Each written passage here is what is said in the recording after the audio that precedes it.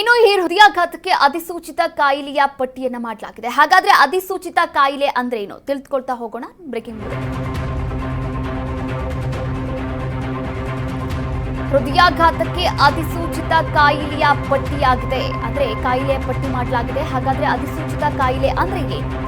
ಅಧಿಸೂಚಿತ ಪಟ್ಟಿಗೆ ಸೇರಿದಂತಹ ರೋಗದಿಂದ ಸತ್ತರೆ ಅಂತಹ ಕಾಯಿಲೆಯನ್ನ ವ್ಯವಸ್ಥೆಗೆ ತಿಳಿಸಬೇಕು, ಆರೋಗ್ಯ ವ್ಯವಸ್ಥೆಗೆ ಕಡ್ಡಾಯವಾಗಿ ತಿಳಿಸಬೇಕು. ಆಗ ರೋಗದ ಬಗ್ಗೆ ಸರ್ಕಾರಕ್ಕೆ ಮಾಹಿತಿ ಕೂಡ ಸಿಗಲಿದೆ. ನಂತರ ರೋಗದ ಮೇಲೆ ನಿಗಾ ಇಟ್ಟು ತುರ್ತು ಕ್ರಮವನ್ನ ಕೂಡ ತೆಗೆದುಕೊಳ್ಬೇಕು. ತಕ್ಷಣ ಕ್ರಮ ವಹಿಸಲು ತಡೆಗಟ್ಟಲು ಅನುಕೂಲವಾಗುತ್ತೆ ಎನ್ನುವಂತಹ ಮಾತುಗಳನ್ನ ಕೂಡ ಹೇಳಿರುವಂಥದ್ದು. ನೋಡಿ, ಆರೋಗ್ಯ ಇಲಾಖೆ ಈಗಾಗಲೇ ಹೃದಯಾಘಾತವನ್ನ ತಡೆಯೋದು ಹೇಗೆ ಇದರ ಬಗ್ಗೆಯೂ ಕೂಡ ಒಂದು ಅಧಿಸೂಚಿತ ಕಾಯಿಲೆಯ ಪಟ್ಟಿಯನ್ನ ಮಾಡಿರುವಂಥದ್ದು.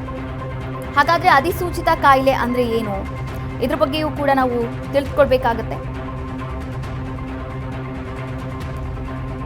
ಅಧಿಸೂಚಿತ ಕಾಯಿಲೆ ಅಂದ್ರೆ ರಾಜ್ಯದಲ್ಲಿ ಹಠಾತ್ ಸಾವು ಪ್ರಕರಣ ಆಗ್ತಾ ಇದೆ. ಇನ್ನು ಅಧಿಸೂಚಿತ ಕಾಯಿಲೆ ಅಂತ ಕೂಡ ಇದನ್ನ ಪರಿಗಣನೆ ಮಾಡ್ತಾ ಇರುವಂಥದ್ದು. ಹೀಗಾಗಿ ಮರಣೋತ್ತರ ಪರೀಕ್ಷೆ ಕಡ್ಡಾಯ ಅಂತ ದಿನೇಶ್ ಗುಂಡೂರಾವ್ ಅವರು ಕೂಡ ಹೇಳಿರುವಂಥದ್ದು. ಇನ್ನು ರಾಜ್ಯ ಸರ್ಕಾರ ಹಠಾತ್ ಸಾವುಗಳನ್ನ ಅಧಿಸೂಚಿತ ಕಾಯಿಲೆ ಅಂತ ನಿನ್ನೆ ಅಷ್ಟೇ ಘೋಷಣೆ ಮಾಡಿರುವಂಥದ್ದು. ಅಂತಹ ಪ್ರಕರಣಗಳಲ್ಲಿ ಮರಣೋತ್ತರ ಪರೀಕ್ಷೆಯನ್ನ ನಡೆಸೋಕೆ ನಿರ್ಧಾರವನ್ನ ಕೂಡ ಮಾಡಿದೆ. ಇನ್ನು ರಾಜ್ಯದಲ್ಲಿ 15 ವರ್ಷಕ್ಕಿಂತ ಮೇಲ್ಪಟ್ಟಂತಹ ವಯಸ್ಸಿನ ಜನರನ್ನ ಹೆಚ್ಚಿನ ತಪಾಸಣೆಗೆ ಒಳಪಡಿಸಲಾಗುವುದು ಅಂತ ಆರೋಗ್ಯ ಸಚಿವ ದಿನೇಶ್ ಗುಂಡೂರಾವ್ ಅವರು ಕೂಡ ಹೇಳಿರುವಂಥದ್ದು.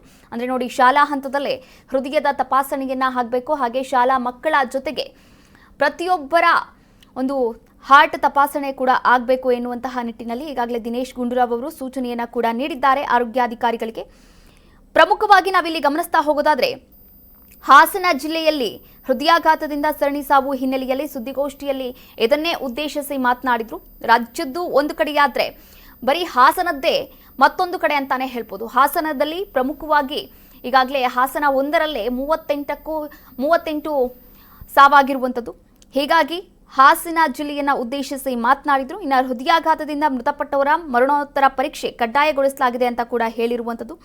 ಇನ್ನು ಅಧಿಸೂಚಿತ ಕಾಯಿಲೆ ಅಂತ ಕೂಡ ಇಲ್ಲಿ ಘೋಷಣೆ ಮಾಡಲಾಗಿರುವಂಥದ್ದು ಹೃದಯಾಘಾತವನ್ನ.